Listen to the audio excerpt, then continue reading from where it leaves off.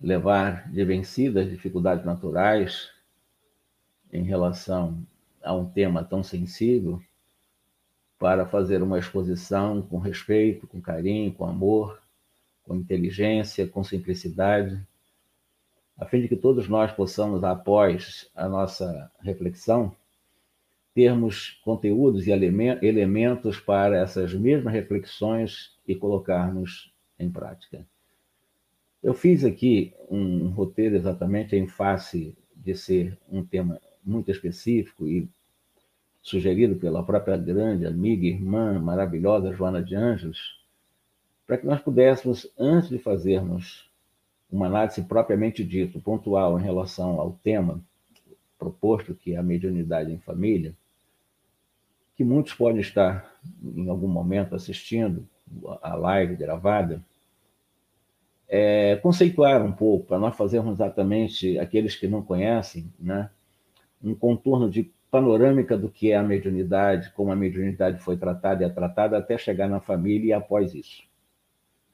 Eu coloco aqui em relação à mediunidade como uma faculdade que possibilita esse intercâmbio, essa relação, essa interconexão entre o chamado mundo material, o mundo físico, o mundo que nós estamos vivendo aqui e agora, e o chamado mundo extrafísico ou espiritual, que é também conhecido como tal. Eu fui buscar obras básicas para poder explicar exatamente os conceitos da mediunidade. Como no Livro dos Médiuns, que é o livro principal que mergulha e nos dá exatamente parâmetros muito seguros para compreendermos a mediunidade em si. No capítulo 31, eu fui buscar no item 11, há uma afirmação de que a mediunidade, uns até discutem sobre isso, mas que a mediunidade seria um dom. Segundo Allan Kardec, o dom da mediunidade ele é tão antigo quanto as civilizações e todos os povos tiveram os seus médiuns. Depois ele vai fazer uma análise, um desmembramento dessa análise sobre o dom, o chamado dom. Será que como dom alguns têm, outros não têm? Vamos ver isso daí. O mediunismo, por exemplo, nós ouvimos falar muito de mediunismo e de mediunidade ou manifestações mediúnicas conscientes. Mediunismo, que também já ouvimos falar algumas vezes, seria uma manifestação mediúnica numa expressão mais empírica, ocorre em qualquer religião, em qualquer lugar, sem que se conheça, né, a sua natureza, e sempre esteve presente também na história humana, mas sem se conhecer os detalhes, o que viabiliza essa possibilidade, né, dessa manifestação de mortos com os vivos. Outra coisa que nós analisamos em relação, após a doutrina espírita, fugindo dessas expressões empíricas, né, as manifestações mediúnicas, ou a mediunidade mais consciente, estudada, ganharam um novo enfoque, ganharam a partir daí exatamente de uma doutrina, que é a doutrina espírita, para que pudéssemos reviver, todos nós cristãos, né, uma visão mais evangélica, uma visão mais cristã, um convite mais moralizador da mediunidade, porque, a rigor, na época de Jesus, a mediunidade, e nós vamos também fazermos alguns tipos de referência sobre isso, era utilizada na questão da chamada cura, nos passes magnéticos e outros fenômenos que ocorreram lá no Pentecoste, etc.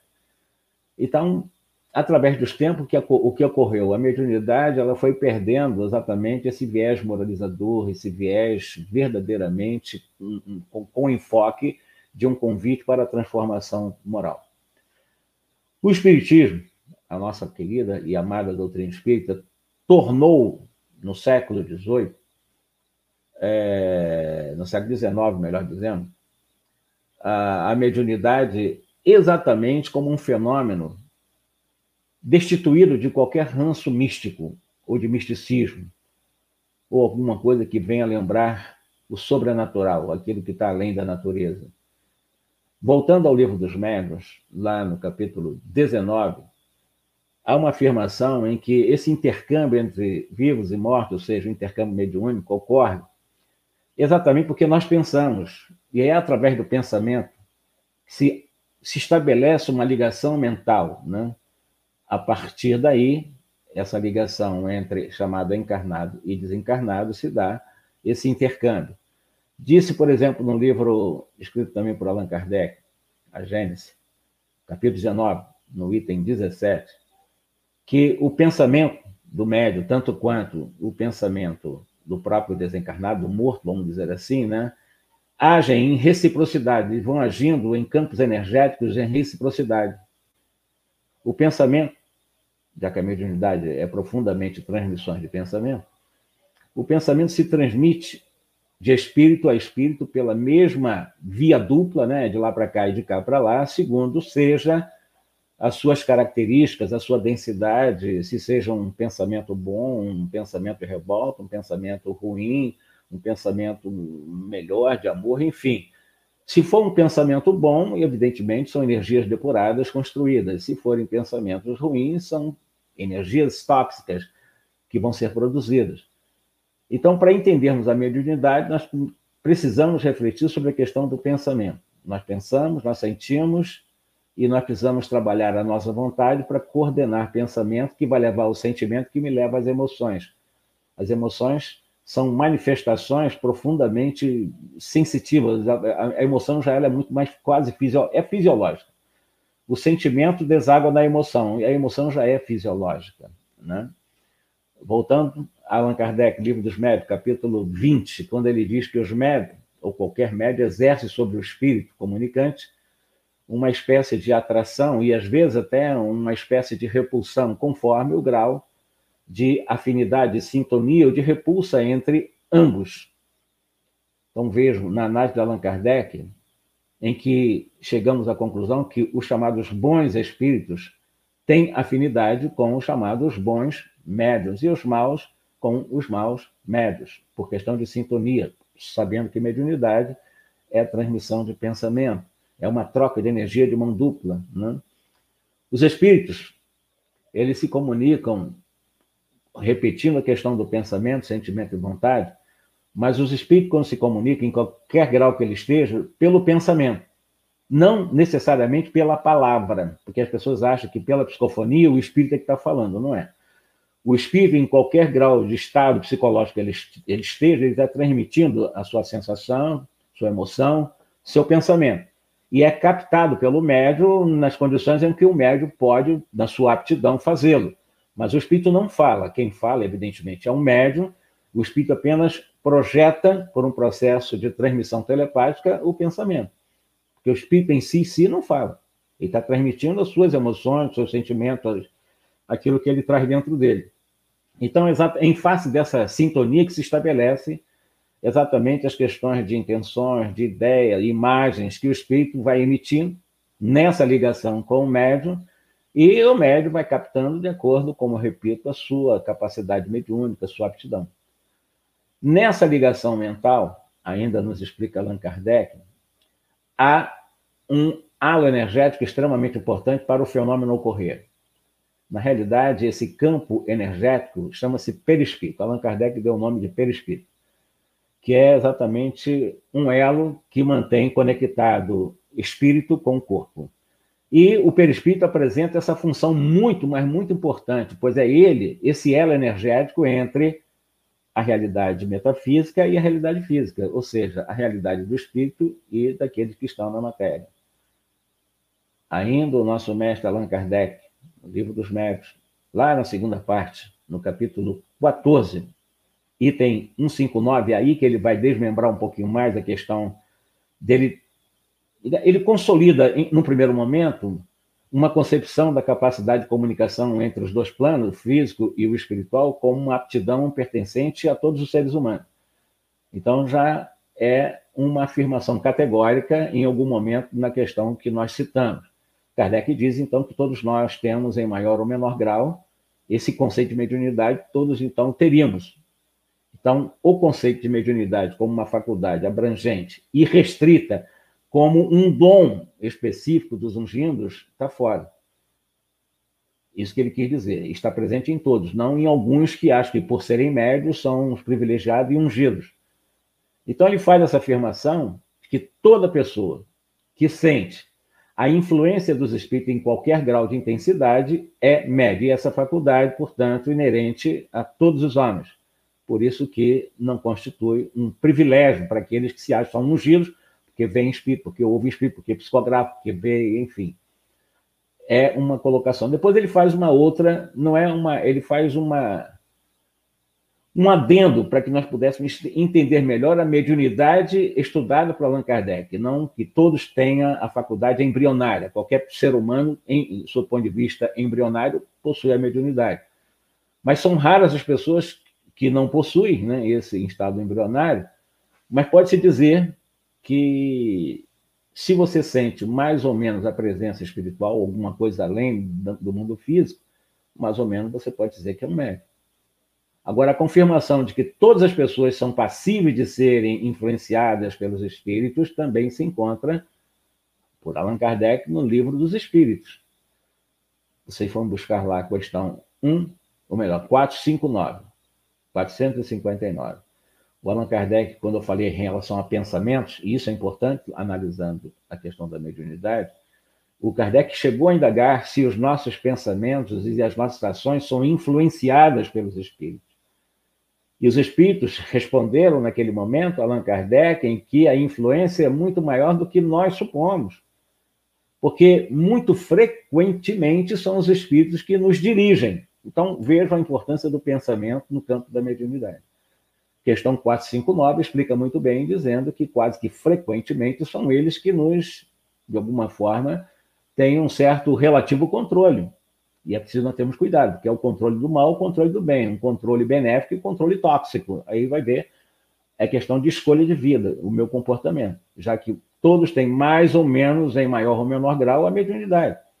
Embora eu diga com o próprio codificador, para não generalizar o conceito de mediunidade, aliás, o próprio codificador, ainda na questão, no item 159 da questão 14, que eu citei aqui, ele diz que, comumente, a utilização do termo médium se aplica somente aos que possuem uma faculdade mediúnica bem caracterizada, que se traduz por efeitos fenomênicos que dependem de uma organização mais ou menos sensitiva. Em suma, ele diz que todos nós embrionariamente trazemos a mediunidade, mas numa condição mais clássica de análise da mediunidade na obra O Livro dos Médiuns, ele vai exatamente mostrar que são exatamente aquelas pessoas que possuem, né, uma organização mais ou menos sensitiva para esse intercâmbio de uma forma mais ostensiva. Aí sim, médium, no sentido de poder ter esse contato mais ostensivo, não em sentido embrionário apenas.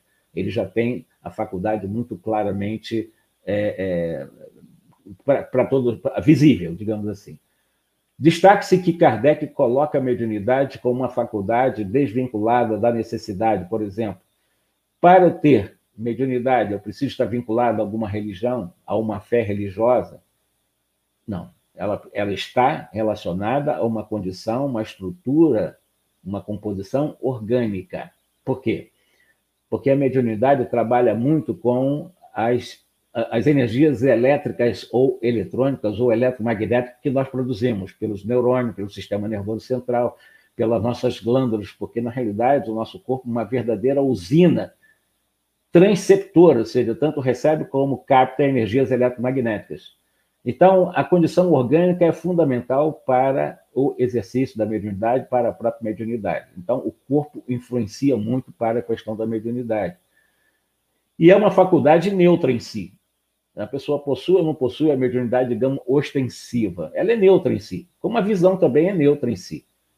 Porque as suas potencialidades, ela pode, com ela, você cometer coisas certas e coisas erradas, mas não é culpa da mediunidade. Seria culpa do médium, se ele fizer coisa errada.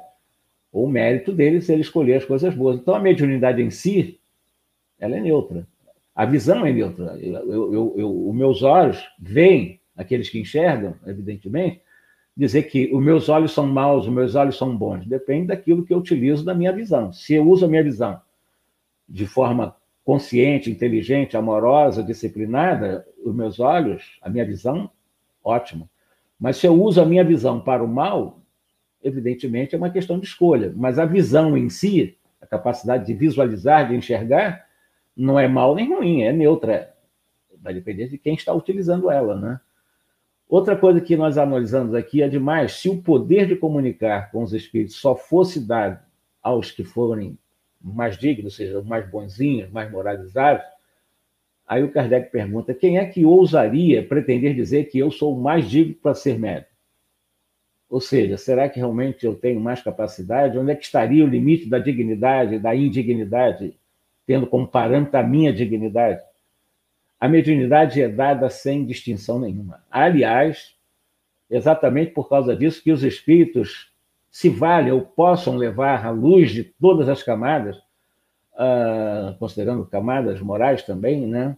A todas as classes sociais, inclusive, tanto ao pobre como ao rico, ao moralizado, desmoralizado, aos honrados, para fortalecer no bem, e aos desmoralizados para, como um convite, corrigir, aliás, os desmoralizados são esses realmente doentes que precisam de médico.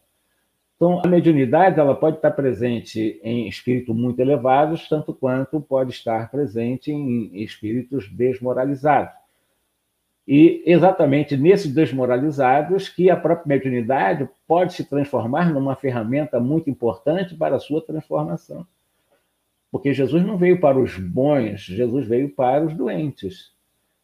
E, afinal, Deus não quer, isso está muito claro, né?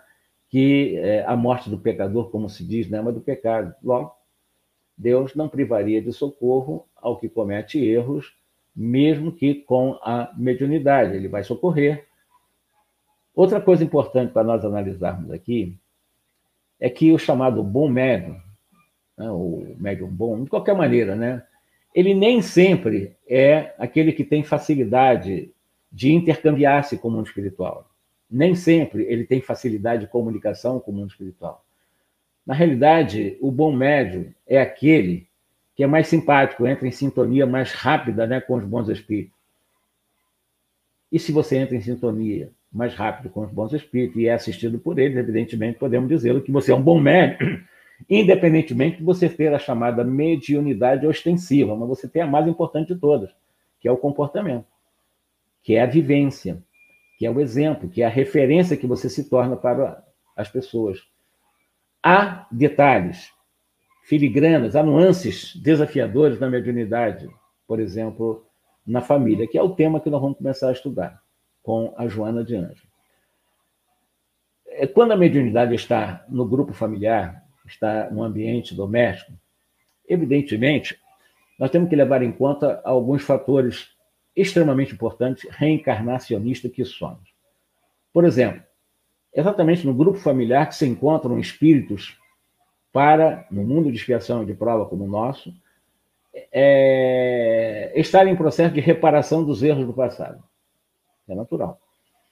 Porque onde é que eles vão reparar os erros cometidos em cenários anteriores, se não com os cenários atuais que justificam como reflexo os cenários de vidas anteriores, inclusive com os próprios atores ou os mesmos atores em espaços diferentes. Então é na família que encontra espírito para a reparação dos erros do passado. Esse já é um ponto. E não vamos analisar a mediunidade nesse meio, nesse cenário. Na família, podem surgir, evidentemente, alguns discretos movimentos de fenômenos mediúnicos na criança, no jovem, na pessoa mais idosa, terceira idade, ou até mesmo fenômenos causadores que vão trazer distúrbios nos relacionamentos afetivos. É muito interessante falar que eu disse que em vários graus podem surgir esses discretos ou extensivos fenômenos mediúnicos, e podem causar ou não alguns tipos de distúrbio na família. Cora Coralina, me parece que despertou com muita força a mediunidade dela, já estava realmente além da chamada melhoridade. Embora sabemos que o corpo físico, como constituição base para a mediunidade, é fundamental. Mas se forem preservados, por exemplo, o sistema endocrínico, né, como verdadeira usina geratriz de energias eletromagnéticas, a mediunidade ali vai funcionar mesmo que o corpo já esteja em decrepitude. Sem dúvida nenhuma, não há problema. Como nós estamos falando em grupos familiares, mediunidade na família, a mediunidade, ela, mesmo no meio espírita, de uma forma quase que geral, não é bem compreendida. Embora seja um excelente recurso para comprovar a imortalidade, para comprovar as teses que nós temos dentro dos conceitos que trazemos também na literatura espírita, mas quase sempre a mediunidade é vista de uma maneira muito equivocada. chegando quase que sempre, ou muitas vezes, à aceitação de conceitos que são bastante contraditórios. Conceitos que são verdadeiras aberrações ao bom senso kardeciano. A mediunidade em si, ela acabou sendo um grande problema na história, na nossa história, sobretudo no mundo ocidental. Ela foi muito perseguida na Idade Média. Quantas mulheres foram jogadas, mulheres que eu digo com a faculdade de sensibilidade mediúnica, tidas como feiticeiras, bruxas, etc., foram jogadas nas fogueiras, homens também, né? Lembramos o caso da própria Joana d'Arc, que, em função da sua mediunidade também, ela foi jogada na fogueira, que foi uma das causas, né? Mas isso, segundo a condenação da Igreja Britânica, ela realmente jogaram na fogueira, também disseram que ela tinha contato com o demônio, né? Esse é o detalhe realmente dessas perseguições medievais em relação à mediunidade. Também foi combatida em vários outros séculos depois do final da chamada Idade Média. Somente no século XIX, com o advento do Espiritismo, é que a mediunidade passou a receber uma consideração mais específica, né? Os estudiosos mergulharam sobre o tema, Allan Kardec foi um deles, né? E deu mais cidadania a esses estudos sérios, dignificou o exercício da mediunidade a partir do século XIX. Temos pouco tempo, então, de dignificação do uso da mediunidade, considerando que o mundo cristão perdeu o foco da mediunidade, que nos tempos apostólicos também era muito praticado. Porém, a mediunidade ainda hoje prossegue sob práticas estranhas, eu repito. Práticas que eu chamo de irregulares, são carregadas de muitos folclores, mediunidade carregada de fantasias místicas, de supostos médiuns reveladores que têm contato com espíritos reveladores, desvirtuando-se totalmente através de outros incautos aventureiros no nosso meio, são irmãos nossos, mas entram mais como aventureiros do que como estudiosos. E isso cria problemas exatamente, sobretudo no chamado movimento espírita, ou seja, o movimento que propõe divulgar uma nova revelação. Sem o conhecimento racional da mediunidade, ou da sua especificidade, tais irmãos aventureiros acabam realmente fazendo algum tipo de colocações, opiniões pessoais, pontos de vistas, e muitos deles até dirigem grupo mediúnico de maneira arriscadíssima, porque não conhecem. Lidar com mediunidade sem o conhecimento da mediunidade é simplesmente você dar base, não somente para você, para o grupo que supostamente você dirige, se colocar exatamente sob o impacto de influenciações extremamente malfazejas, malévolas, e até mesmo, às vezes, levando a situações mais graves e trágicas. Muitos com desvios no campo da mediunidade torturada são pacientes, né, de psiquiatras, são pacientes internados em clínicas de repouso por causa da mediunidade torturada, não conhecida, não trabalhada, superexcitada, aberta para todo tipo de pensamento, como eu disse, troca de energia, mão dupla, de lá para cá, de cá para lá, por afinidade. Essas energias tóxicas vão colocar pessoas exatamente nesses rumos, né? Para os psiquiatras, para os psicólogos, para os terapeutas, e, enfim, não vão viver uma vida sadia. E, normalmente, muitas vezes, por causa desses líderes aventureiros que não conhecem mediunidade, acham que conhecem, inventam tudo que podem inventar sem conhecer Kardec e colocam em risco a vida das pessoas. Eu estou usando o termo colocam em risco a vida da família e das pessoas. Isso quando tais aventureiros ou delirantes, né, não defendem a necessidade até de impedir, até com medo desses momentos de transtornos psicopatológicos, né? Então, impedir a mediunidade, anular a mediunidade nas suas mais variadas expressões, que vai ao extremo, com medo de lidar com ela. Então, vão aos extremos. Então, em razão dessas superstições que se alastram em torno dos fenômenos transcendentes da própria mediunidade, vão surgindo aqui e acolá essas fórmulas cabalísticas, essas práticas estranhas, essas revelações absurdas e bizarras, práticas arriscadas, práticas insensatas, sempre justificadas como se fossem importantes, como se fossem necessárias para o desenvolvimento, seja do princípio espírita, da própria mediunidade ou para a sua compreensão.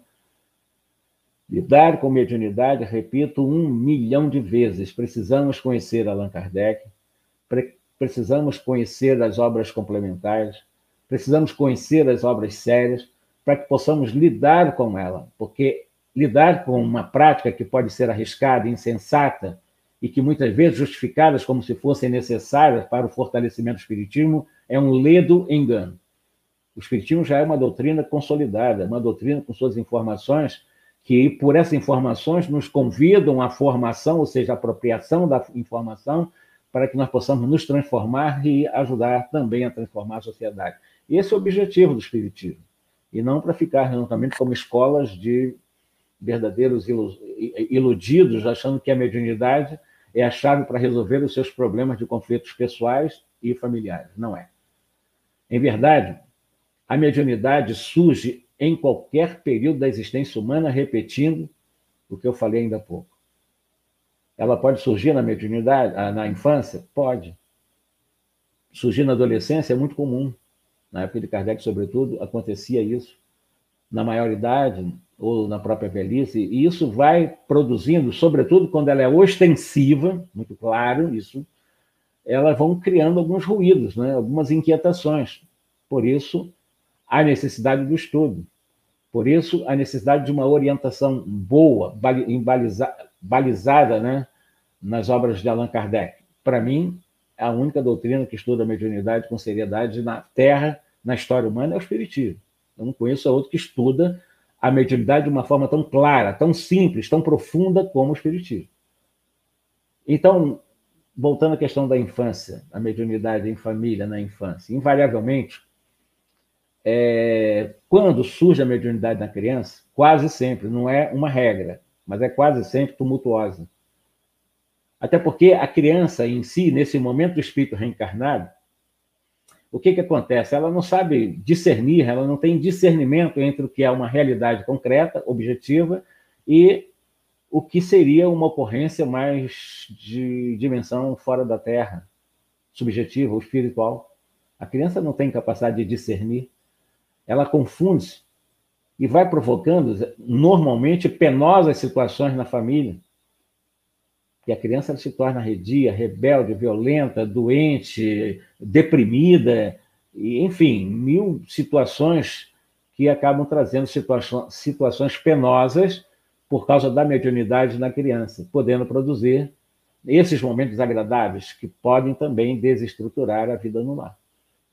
Então, dependendo de surgir algum fator estranho numa criança, que pode ser a mediunidade, é preciso fazer exatamente uma análise para que haja uma boa orientação de como conduzir isso.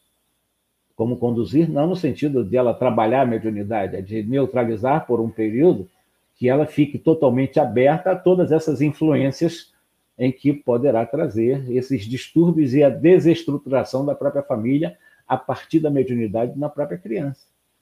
Então, cabe aos pais, aos tutores, aos responsáveis por essas crianças não se deixarem se afligir quando ela surgir, né? Quando estão defrontados por essas corrências de mediunidade na criança, e procurar as soluções adequadas para atendimento a essa criança. Para isso, deve oferecer à própria criança segurança afetiva, amorosidade, dialogando com essa criança com naturalidade, dentro da capacidade cognitiva e de compreensão, na primeira infância, né, com coisa mais concreta, a partir da segunda infância já fazendo com que ela tenha a capacidade de fazer abstrações, mas de qualquer maneira, o que é importante dizer para ela nesse diálogo natural é explicar que esses espíritos que podem trazer confusões na mente dela são pessoas que, como nós, morreram, mas que continuam vivas sem o corpo físico. Elas vão, com o tempo, entender. Ou seja, são pessoas que morreram e que aquelas que foram não muito boas precisam de conselhos quando aparecem infelizes, perturbadoras. Ou aquelas que tiveram uma vida boa, são pessoas bondosas, né, que morreram e que precisam ser respeitadas quando aparecem bons espíritos, porque eles podem ver bons espíritos, até parentes. Depende, né? Existem crianças que veem, ouvem espíritos, né, provocam fenômenos de efeitos físicos, e assim vai. Isso que eu estou falando para vocês, vocês vão encontrar exatamente em Joana de Anjos. Ela vai explicando, com outras palavras, a mediunidade em família, tecendo, detalhando de forma bem focal a questão da mediunidade na criança também. E os pais devem acolher os filhinhos com naturalidade, sem fantasiar, sem colocar aquela situação no mundo, na dimensão da sobrenaturalidade, evitando imagens aflitivas que possam gerar mais medo, mais pavor. Os pais dever é uma lei da consciência, o dever é o aguilhão da consciência, então devem dar um tom natural ao fenômeno para ser bem aceito, ser bem compreendido, bem refletido, bem trabalhado. Esse é o primeiro dever. Repito, dever é uma lei de Deus. Dever é o aguilhão da consciência. Aguilhão é aquilo que espeta. Então, o dever, às vezes, as pessoas querem fugir do dever, que é a obediência às leis divinas da própria consciência. E o dever é um guardião, probo da nossa intimidade, conforme os próprios Espíritos dizem. Então, esse é o primeiro dever dos pais, antes ou perante, diante da presença da mediunidade infantil na família. Encaminhar, conversar de forma inteligente, sem levar para o mundo do sobrenatural, explicar que aqueles seres são seres que desencarnaram, mas que precisam de ajuda quando necessitados, ou podem aconselhar também quando são bons. Então, como dever, isso é importante. E a maneira mais segura, mais consistente para o atendimento correto a essa criança será, repito, buscar o auxílio de uma instituição espírita bem dirigida. Uma instituição espírita realmente que esteja bem coordenada por pessoas conscientes, estudiosas. Se a criança, por exemplo, já tem a idade de participar em atividades infanto-juvenis, melhor ainda, porque ela poderá encontrar um robustecimento, um encorajamento de apoio para a superação das aflições mediúnicas que existem quando elas começarem a frequentar esses grupos de estudos, né, infanto-juvenil, e juvenis nas casas espíritas. Agora, jamais permitir, isso é um ponto básico, como dever, jamais permitir que a criança médium participe de atividades mediúnicas, por mais que tentem oferecer justificativa para isso. Porque existem os aventureiros que não, botar mediunidade, nada disso. Ela não tem que realmente estar participando de atividade mediúnica, embora seja uma criança médium, ela tem que aprender, ela tem que aos poucos lidando com isso, porque a criança ela não está madura ainda para introjetar conscientemente os ensinamentos da doutrina espírita, que explica muito bem, né, de forma mais específica, essa relação com o mundo espiritual. Até porque nem há essa pressa toda para que seja feito o desenvolvimento mediúnico nessa criança. Porque o desenvolvimento mediúnico, ela se estende por toda uma existência, outra existência, outra existência. A mediunidade se desenvolve através de várias existências, sempre necessitando de reflexão, de estudo, de experiência. Não precisa ter pressa de querer realmente colocar já para exercício de mediunidade uma criança, de forma nenhuma. E por mais fortes razões ainda da criança ou adolescente, eles devem ser poupados dessas experiências mediúnicas mantidas em muitas instituições espíritas mal conduzidas, mal orientadas, repletas de misticismo, de fantasias, e até mesmo tangendo para o sobrenatural, porque eles acabam realmente colocando uma coisa como é tão natural no mundo do misticismo, das fantasias. Então, deve-se trabalhar nos valores morais do jovem, na criança, edificando os sentimentos mais nobres nessas crianças, nesses jovens, induzindo ou conduzindo-os pelos trilhos de uma alegria, de viver com alegria, de viver como jovem, equilibrado, saudável, sem nenhum tipo de cabrestamento, de coerções, mas com consciência, de forma inteligente, até porque a mediunidade ela não se constitui num desvio psicológico, como muitos tentam realmente impor como ideia, ou um ativador de transtornos de comportamento, de conduta, conforme alguns, aspas, especialistas fazem crer. E é exatamente por causa disso que, muitas vezes, os pais acabam encaminhando as suas crianças médiuns para terapias psiquiátricas com um objetivo: anular a ocorrência da mediunidade. Vai dar certo? Não vai. Com a orientação amorosa dos pais, evita-se criar maiores conflitos no jovem médium ou na criança médium. Consegue-se, os fenômenos se tornam até menos penosos, mas tem que haver essa orientação amorosa, respeitosa, carinhosa, fraterna, amiga, inteligente, simples. E devemos destacar que nesse período da existência infanto e juvenil, há questões das dívidas do passado, as dívidas pretéritas, que ressurgem de forma vigorosa também. E quando ressurgem de forma vigorosa essas dívidas, essas pendências do passado, os cobradores, os chamados desencarnados, que ainda se sentem infelizes ou credores por haverem sido vítimas, eles vão em busca de uma desforra, de cobrança mesmo do inimigo que ora estão encarnados, independentemente do momento do corpo. Para ele, os obsessores, aquela criança é exatamente aquele que o levou a uma situação de derrocada. Então, não vê a criança, para ele, é o espírito, é a essência que está naquela criança que tem que ser cobrada. E esses obsessores, repito, não enxergam, então, a criança, ou o jovem, mas sim aquele algoz que o infelicitou. Embora aquele corpo de criança, aquele corpo frágil no qual se encontra reencarnada a criança, do antigo perseguidor, ou algoz, que é o atual reencarnado, descarregam os seus sentimentos inferiores, os seus sentimentos perversos em forma de vingança na criança. Aí as crianças ficam exatamente atônitas, trazendo desajuste na família. Sabemos que o antídoto ao ódio, às ações dos verdugos através das crianças, será sempre o amor, a compreensão, para que nós possamos mergulhar e compreender o sofrimento do próximo. Todos reencarnam na Terra a fim de progredir. Não há nenhuma reencarnação programada com outro objetivo que não seja o nosso progresso, a nossa depuração espiritual, para que nós possamos nos liberar exatamente dos compromissos negativos de vidas anteriores. Então, uma reencarnação não é exatamente um mergulho para um turismo na vida terrena. Não é, para nenhum ser humano. A reencarnação é exatamente esse convite para o progresso a fim de libertar-nos dos compromissos negativos de vidas anteriores. Então, é testemunho o tempo todo.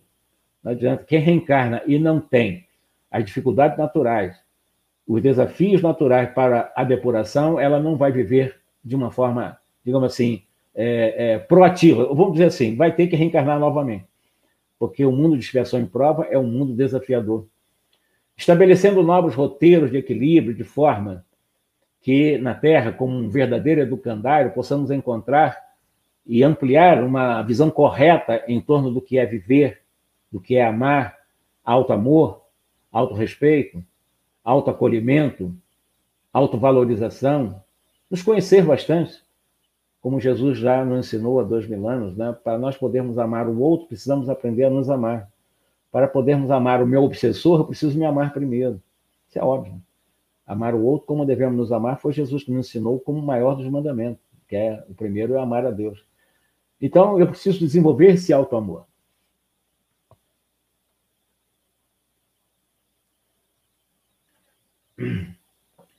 A fim de que nós possamos abençoar a nossa existência, abençoar as existências também dos nossos filhos, dos nossos amigos e até suporte dos inimigos, com a lição justiça, amor, caridade, compaixão, compreensão, serenidade, paciência, humildade, essas virtudes que vão transmutando as nossas viciações, educando-nos cada vez mais para nos melhorar, desempenhando as nossas atividades, sobretudo aquelas que temos como compromisso, como um propósito, dentro de um plano existencial.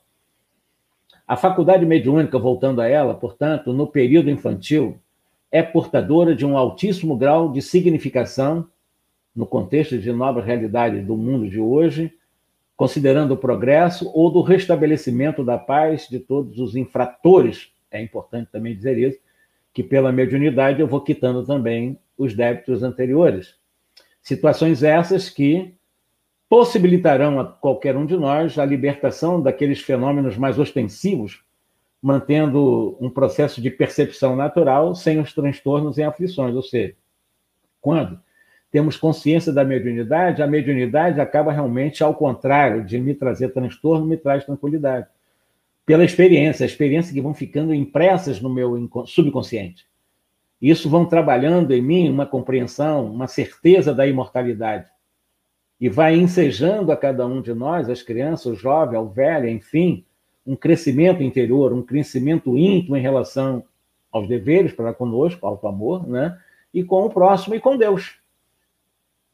Considerando essa realidade, é expressivo o número de mediunidade em crianças, diz a Joana de Ângeles, pois que a faculdade abençoada trabalha para a felicidade do espírito. Porém, o fenômeno, ou os fenômenos, podem manifestar em duas ordens distintas, diz ela, no capítulo que me foi proposto para hoje.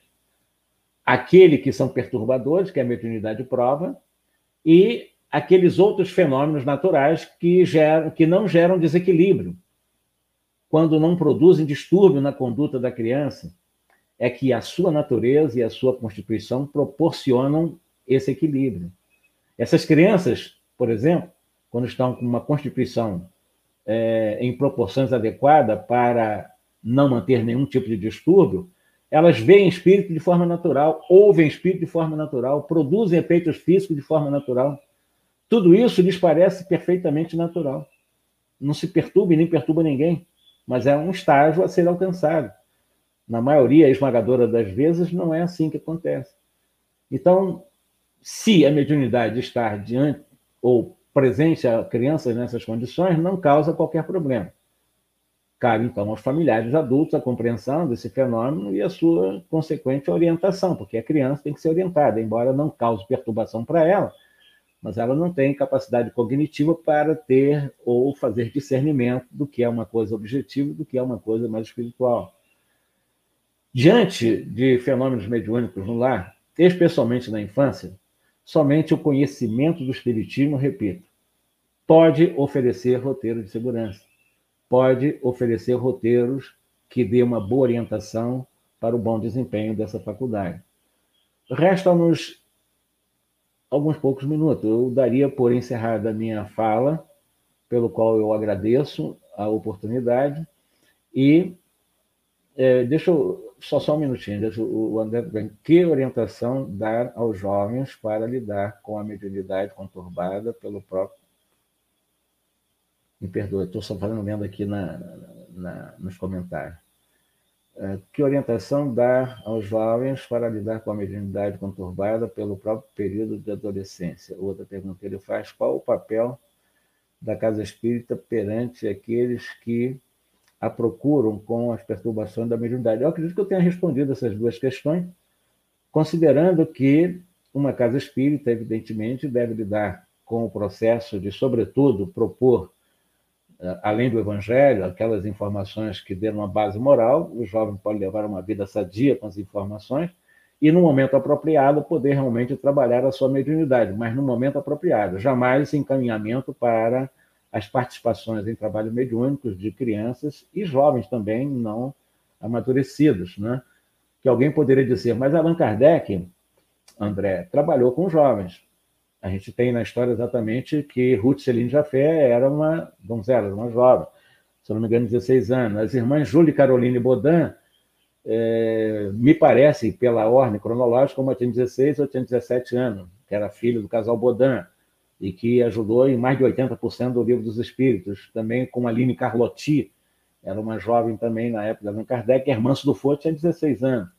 Era um jovem, né? O que é jovem naquela época do século XIX, o que é jovem hoje, né? São momentos diferentes.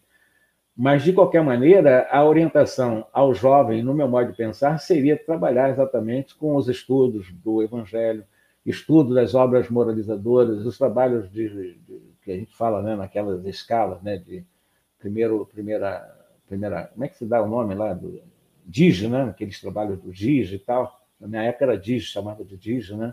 Passar por esse momento para que elas possam fortalecer nela, lidar com a mediunidade, porque a mediunidade ela pode ser,